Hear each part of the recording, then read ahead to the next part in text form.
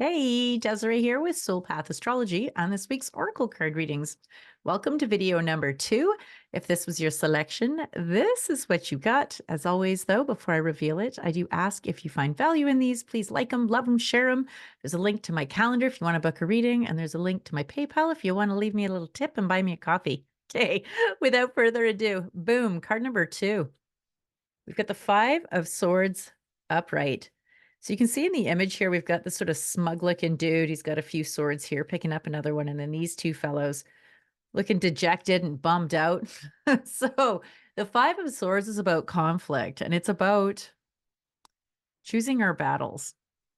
Sometimes, have you ever been in a conflict where you were so insistent on making sure that everyone knew that you were right, that you eventually won the argument, but it felt like there was just a lot of bad blood left over, and that even though you won, you kind of still felt like you lost. So that's what this card is pointing towards. So this is an opportunity, if this was your selection, to check in and was there a fight? Is there some conflict going on in your life right now that you were maybe a little over the top in your attempt to win, where maybe you've been just really trying really hard to create better boundaries, but in so doing, maybe you took a hammer to something that just a little tippity tap tap would have done the trick for.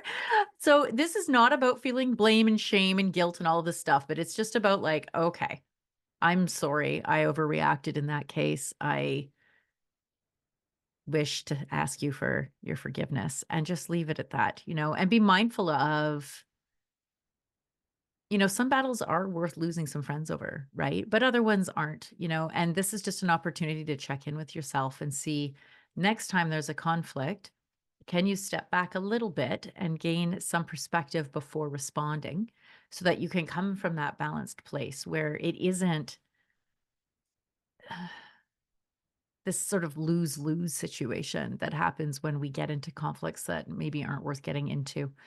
The other thing it can point towards is if you were asking about somebody, this is points towards somebody who can be like really smug and super competitive and just really totally willing to step all over anybody and everyone to get where they're going. So maybe you were inquiring about somebody about their motivations or their intentions, and this would be pointing towards confirmation of that. Maybe it's an invitation to see where do I have that in myself? Where do I just want to be right so bad that I will like aggressively make my point. I'm totally never guilty of this, so I would have no idea.